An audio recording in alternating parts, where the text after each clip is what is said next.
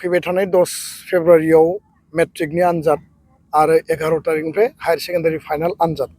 मोन्नैबो आनजादा साफा साफा फरायसानि थाखाय जिउनि बयनिख्रुइबो इम्पर्टेन्ट मोनसे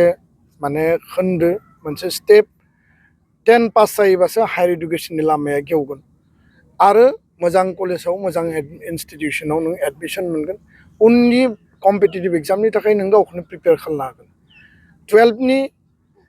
आनजादा थाखो 12नि आर्ट्स साइन्स कमार्सआव फराया मानो बियो आरोबाव बांसिन गोनांथार मोनसे जिउनि सोलोंथाइनि मोनसे सम आरो बे 12नि गेजेरजोंनो नोंनि केरियार दानाय नोंनि प्रफेशनेल जिखिनि केरियार बा नोङो कम्पिटिटिभ एग्जामाव नोङो गावखौ माने बेयाव बादायलायनायाव बाहागो लानो हागोन बेखायनो